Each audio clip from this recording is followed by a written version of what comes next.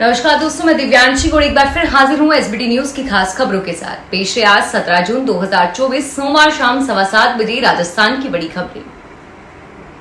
राजस्थान के सीएम भजनलाल शर्मा ने आज दिल्ली पहुंचकर प्रधानमंत्री नरेंद्र मोदी से मुलाकात की। सीएम भजनलाल आज पहले से ही तय प्री बजट बैठक को स्थगित करके दिल्ली पहुंचे और यहां उन्होंने प्रधानमंत्री नरेंद्र मोदी से मुलाकात की। माना जा रहा है कि सीएम भजनलाल शर्मा ने बैठक में मोदी को लोकसभा चुनावों की परफॉर्मेंस को लेकर फीडबैक दिया और वहीं प्रदेश के आगामी बजट और योजनाओं को लेकर भी मोदी से उनकी चर्चा हुई। लोकसभा चुनावों के बाद सीएम पीएम मोदी के शपथ ग्रहण समारोह में शामिल हुए थे, लेकिन वहां दोनों के बीच कोई बातचीत नहीं हो पाई थी और ऐसे में आज सीएम शर्मा और पीएम मोदी के बीच हुई मुलाकात को काफी अहम माना जा रहा है।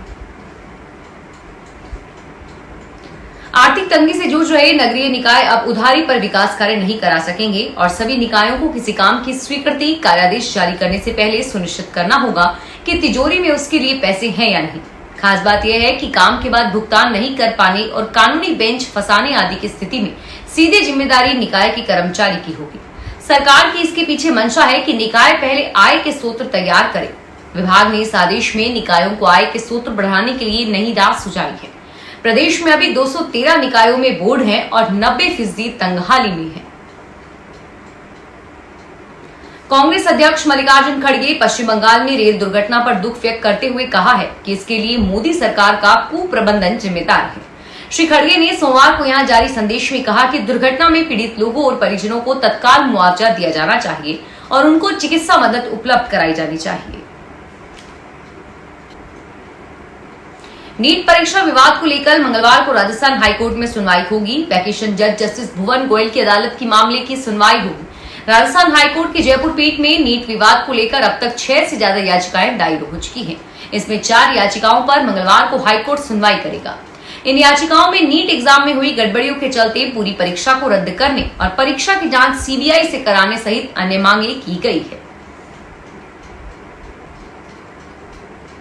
आज ईद उल अजहा मनाई जा रही है और वहीं राजस्थान में सुबह नमाज के बाद बकरे की कुर्बानी थी। जयपुर से जामा मस्जिद में सुबह ईद की नमाज अदा की गई और इसके बाद दिल्ली रोड ईदगाह पर चीफ काजी खालिद उस्मानी ने नमाज अदा कराई। इस दौरान काजी ने हिंदू मुस्लिम को ईद की बधाई और मुबारकबाद दी। उन्होंने कहा कि ईद हमारे लिए कुर्बानी का पैगाम लाती है। असल कुर्बानी इंसान को बुराइयों की और ख्वाहिश की लालची की करनी चाहिए, जिन्हें दूर करके आदमी फिर अपने जानवर पर छुरी फेंके। उत्तर पश्चिम के बड़े रेलवे स्टेशनों में शुमार अजमेर रेलवे स्टेशन को अत्याधुनिक बनाया जाएगा। स्टेशन का भवन बहुमंजिला होगा, जिसमें यात्रियों के लिए विश्व स्तरीय सुविधाएं होंगी। इसमें आवास, भोजन, शॉपिंग मॉल सहित आदि सुविधाएं मुहैया कराई जाएंगी। अजमेर स्टेशन पर ब्रह्मा मंदिर, पुष्कर और ख्वाजा मोइनुद्दीन चिश्ती की दरगाह की वजह से सैकड़ों पर्यटकों व श्रद्धालुओं की आवाजाही लगी रहती है। अजमेर रेलवे स्टेशन पर 400 करोड़ रुपए की लागत से कई कार्य होंगे। स्टेशन भवन का पुनर्निर्माण किया जाएगा और परियोजना में निर्माण के साथ साथ संचालन और रखरखाव के साथ ग्रीन बिल्डिंग सुविधाएं होंगी। जोधपुर में देवासी समाज में रायका बाग रेलवे स्टेशन का नाम रायका बाग करने की मांग को लेकर विरोध तेज कर दिया है। समाज की ओर से अब 1 जुलाई को आंदोलन करने की चेतावनी दी गई है और इसको लेकर सोमवार को समाज की एक मीटिंग रखी गई। जानकारी देते हुए समाज के पदाधिकारियों ने बताया कि कई बार बताने के बावजूद केंद्र सरकार का रेलवे विभाग रेलवे स्टेशन का नाम सही से नहीं कर रहा है। 1 जुलाई को होने वाले आंदोलन में राजस्थान के अलावा विभिन्न राज्यों से समाज के लोग पहुंचेंगे और विरोध प्रदर्शन करेंगे। बांसवाड़ा शहर में अपने आवास के निर्माण पर नए बिजली कनेक्शन के लिए उपभोक्ताओं को अजमेर डिस्कॉम में दोहरी माथापच्ची करनी पड़ रही है। पहले अस्थायी के नाम पर हजारों रुपए जमा कराने के बाद स्थायी कनेक्शन के लिए माथापच्ची के चलते असंतोष बढ़ रहा है। सूत्रों के अनुसार निर्माणाधीन मकान के लिए घरेलू कनेक्शन की मांग पर अस्थायी कनेक्शन देने का सिलसिला हाल ही में शुरू किया गया है। इसमें आवेदन शुल्क के बाद बताई डिमांड जमा करवाने पर खर्च स्थायी के बराबर ही है और फिर उसी कनेक्शन को स्थायी कराने के लिए उपभोक्ताओं को दोबारा जद्दोजहद भारी पड़ रही है। राजस्थान रोडवेज की नई बसों का इंतजार जल्द ही खत्म होने वाला है। BS6 मॉडल की नई बसों की पहली खेप जुलाई में आने की उम्मीद है। पहले चरण में एनसीआर क्षेत्र के डिपो को ज्यादा बसें मिलेगी और ऐसे में अलवर, मत्स्य नगर और तिजारा डिपो में चल रहा बसों की कमी कुछ हद तक पूरी हो सकती है। नई बसों की खरीद की जानी है और पहले चरण में करीब 200 बसें की जाएंगी, जिसके टेंडर की सभी प्रक्रिया पूरी हो चुकी है। बसों के जुलाई के पहले सप्ताह में आने की उम्मीद जताई जा रही है।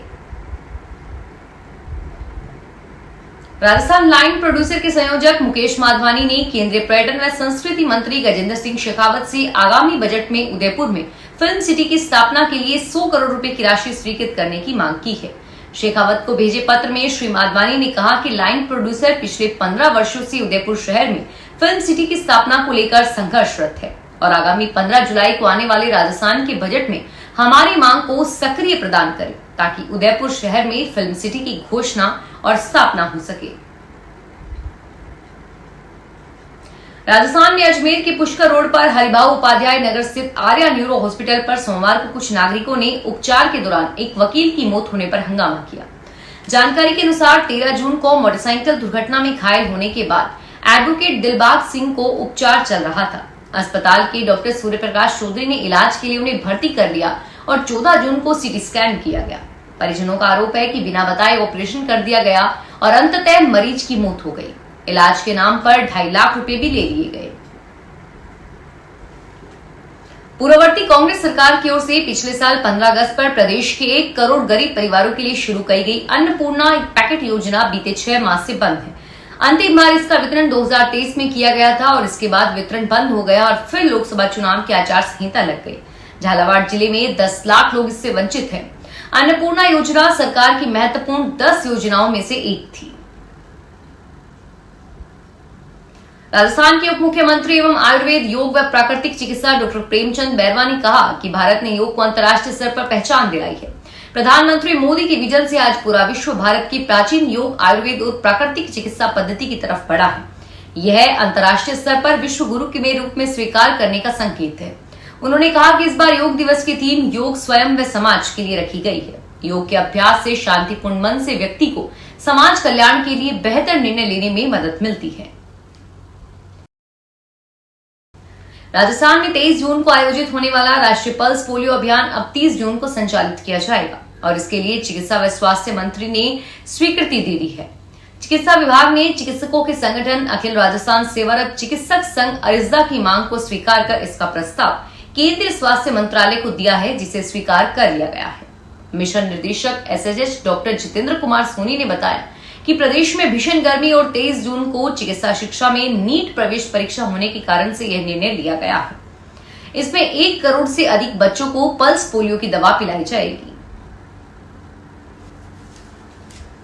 राजस्थान में हर घर नल कलेक्शन और अन्य प्रोजेक्ट पर स्कीम के जरिए जनता तक पानी पहुंचाने के नाम पर सालाना 4000 करोड़ रुपए खर्च हो रहे हैं। गर्मियों में कंटिलीजेंसी स्कीम पर 175 करोड़ रुपए खर्च कर रहे हैं और वहीं प्रदेश के 11 शहरों में एक बार भी पानी नहीं मिल रहा है। पिछले 10 साल से इन शहरों और कस्बों में यही हालात है। पेयजल सप्लाई बढ़ाने पर पिछले 10 साल में 2000 करोड़ रुपए से ज्यादा खर्चा कर चुके हैं, लेकिन स्थिति अब भी नहीं सुधरी। फिलहाल इस बुलेटिन में इतना ही और फिर हाजिर होंगे तमाम बड़ी खबरों के साथ। धन्यवाद।